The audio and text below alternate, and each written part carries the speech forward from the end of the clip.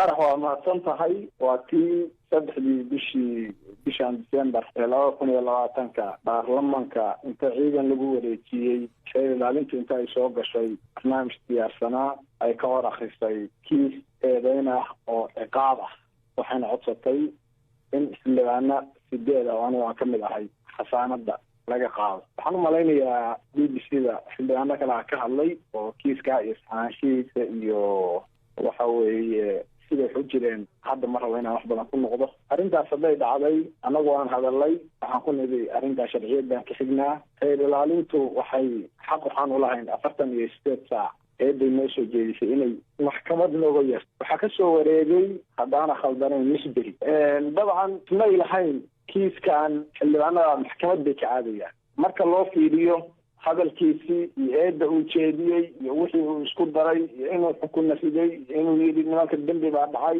iyo inuu yidhi waxa weeye waa xiran yihiin iyo wax badan uu isku daray. waxaan filayaa may lahayn xildhibaanadu dhanka sharciga ay aadayaan. dabcan waxay naga filayeen malaha inaan wadda aan sax ahayn aan qaadno.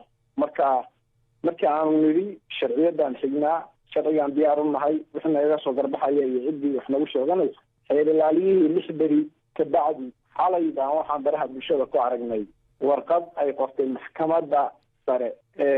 warqadaas waxaa lagu yidhi dacwadii u dhaxaysa garyaqaanka guud iyo 8 mudane waxay baarlamaanka xasaanada ka qaaday. dabcan waxay u muuqatay dacwo idaari ah dacwad maamula ama markii ay maxkamadda sare galayso waxay anagu inaan geysano cabasho. anagu maxkamadda sare cabasho uma geysan eedeyn qaadada naloo soo jeediyey muddo dhaaf bay ahayd. xildhibaanada waa lagu gafay iyo xildhibaanada maxkamadda imaado ka garbaxa ninana lama dhihin.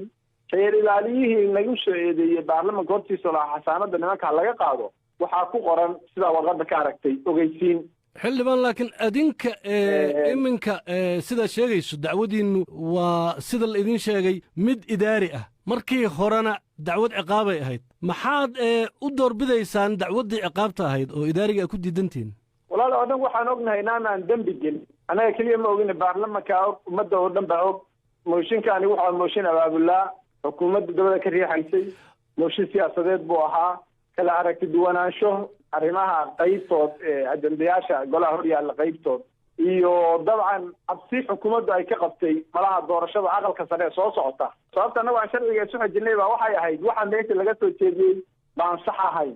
waxaad tiri sharcigaan isxijinaynaa. haddii sharciga is xijiseen maxaad ugu kalsoonaan weydeen dembi haddaynaan lahayn? walaal annagu waxaan rabnaa sharcigu waddadii uu ka bilowday oo ciqaabta ahayd oo annagii xasaanadayadii loogu gafay oo la yidhi waa xiran yihiin baan rabnaa inaan ka garbaxno. annagu kiis idaari maamul arrimo maamul annagu cid iskuma hayno. administrative case waa garanaysaa waa arrimo maamul iyo dastuur iyo awoodo iyo waxa cid isku haysta wey. annagu cidna iskuma hayno. maxkamadda anaan nahay waay xasaanadayadii baa lagu gafay.